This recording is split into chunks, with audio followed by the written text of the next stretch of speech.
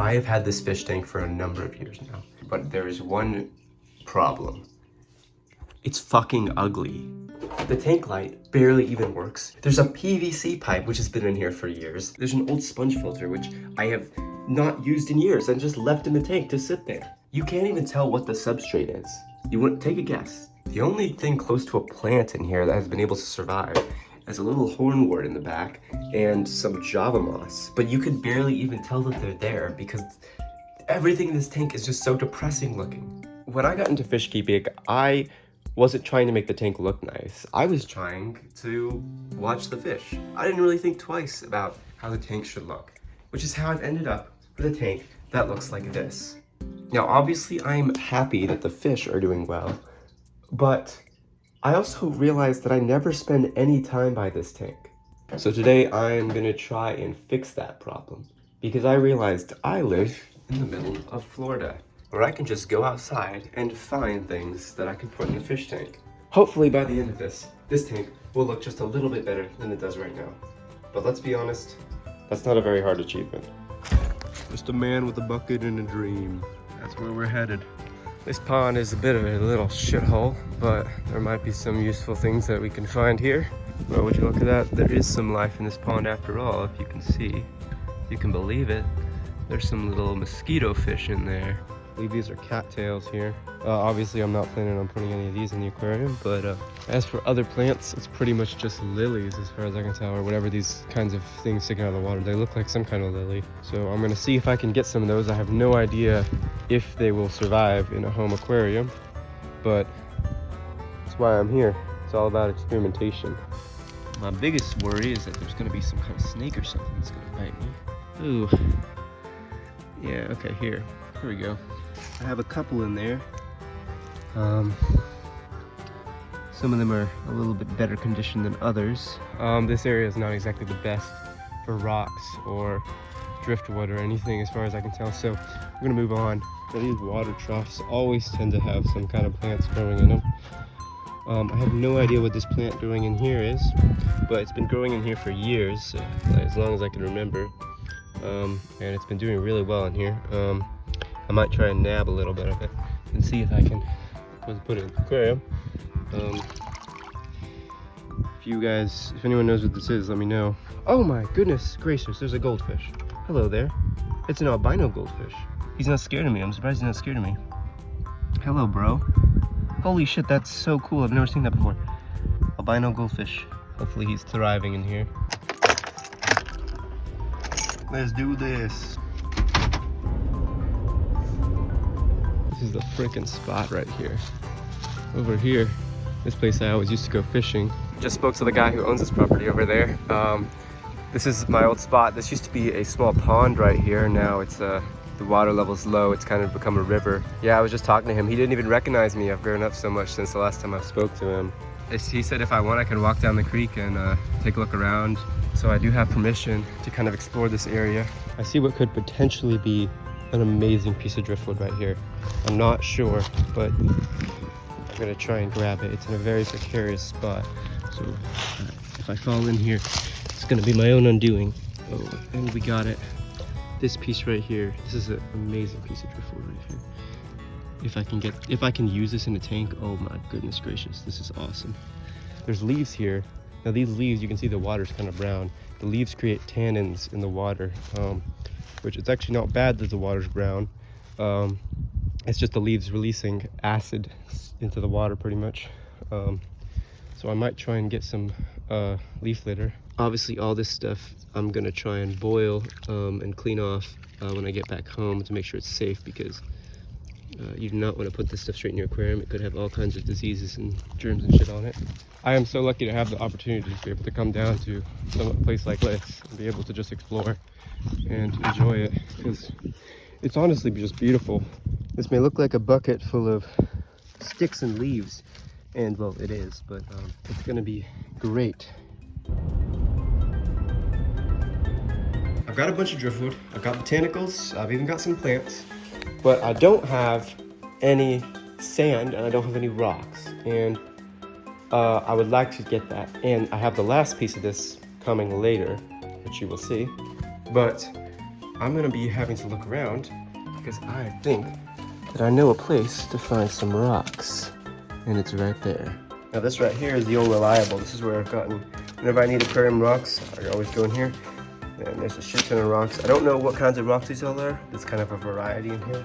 And I'm gonna be honest, I have no fucking idea where these came from or why we have a bag of rocks in the garage. But I've been using them for years.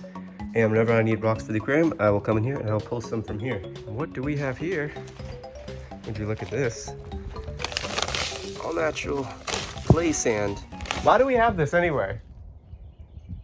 Dad? Do we have like a pot I can boil some sticks in? Boil some sticks?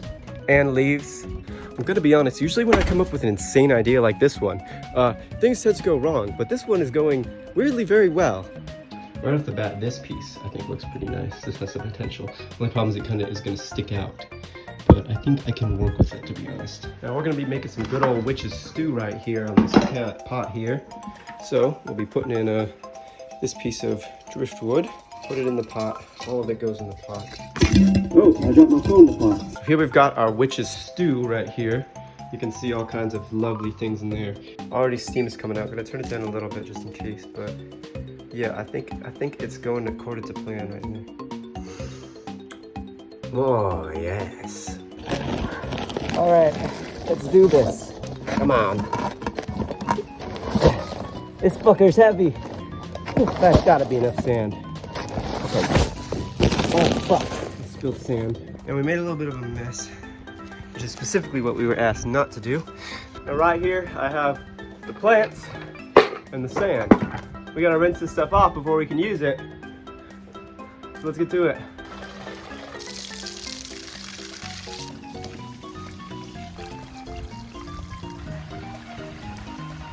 Now I'm gonna go leave this to sit for a little bit. So all that stuff is sitting, the sand is soaking, the plants have been rinsed off. What we're gonna do now is we're gonna check out the aquarium itself, and we're gonna see what we wanna take out and what we wanna keep in. So as you can see, here's the aquarium. This lid, which is providing some excellent lighting there. You can see it's supposed to be on right now. This thing, we do not need this in here. Same goes for this. Oh, the fish just swam through my hand.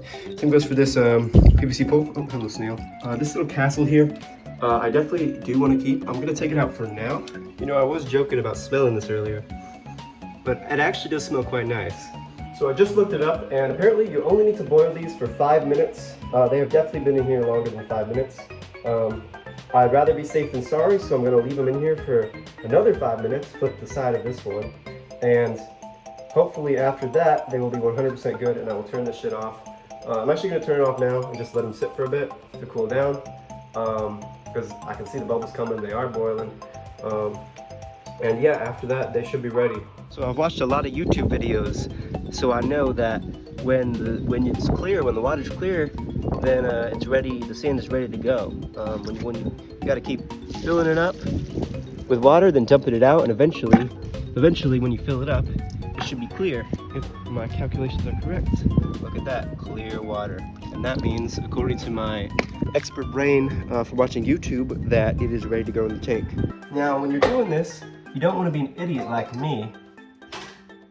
And yeah, that's about it. So yeah, don't do this at home.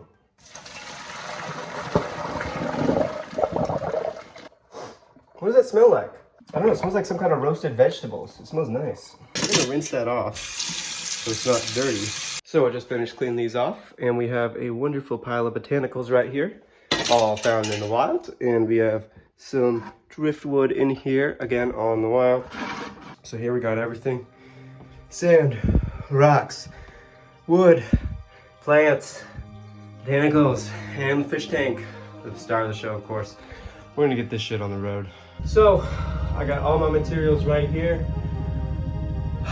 Let's get started.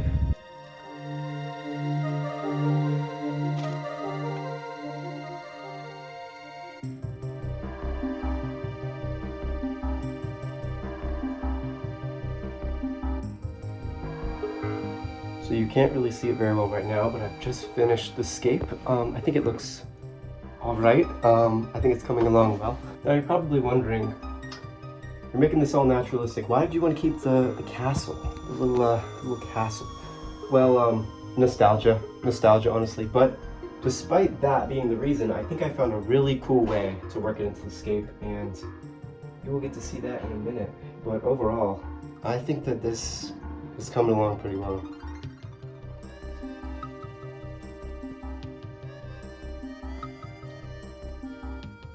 Now I'm almost done scaping the tank. I just have one more thing here, which is a light. Just what we needed. It just came in today, literally while making this video. While I was scaping, actually, it arrived. So funny story, the reason that I'm actually making this video is because the other day I was adding some new fish to the tanks, and I sent a video to my girlfriend, and she says, "Wow, your tanks look great." And then I immediately thought, "No, they fucking don't. These tanks look awful. They don't look great." So that immediately, because of her compliment to me, immediately caused me to have a aha moment where I'm like, I should actually make them actually look great. And so that's what I'm doing. And I don't know if it's going to look great, but it's definitely going to be a step up from what it was before.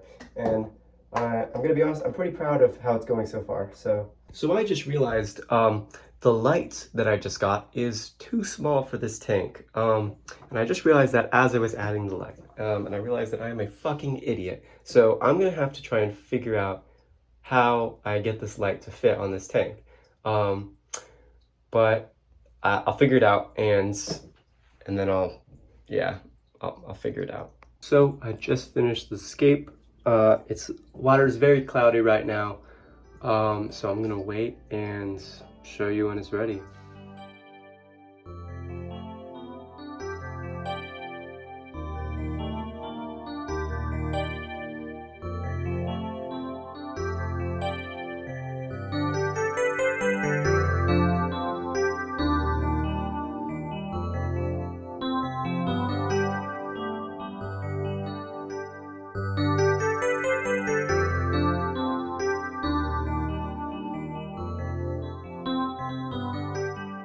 So here is the finished tank. As you can see, I was kind of going for a naturalistic overgrown approach. I tried to make the castle fit in by leaving the algae that was growing on it intact and interweaving the branches and the plants into it. And overall, I'm really happy with how it turned out. I think it turned out great, honestly. You can leave your suggestions and thoughts in the comments, but I'm really happy I did this, and this is definitely my favorite aquascape that I've ever made. And it's probably the most effort I've ever put into an aquascape, and I think it was definitely worth it. Ever since I finished, I've been getting much more natural behaviors out of the fish. The cory cats especially are really showing their true colors. I don't know if the blind cave tetras really appreciate it, they're just kind of blind, but like I said at the start, this tank is the one that I used to spend almost no time watching, but now, ever since I finished it, I always find myself gravitating towards it and wanting to watch it. Not just because the scape looks nice, but because the fish are really just so fun to watch in this environment. I'm not sure how well the plants will do long term, especially the lilies, but you know, we try and we see how it goes, and I think I definitely would consider this a success. Either way, I hope you guys enjoyed, and thank you for watching.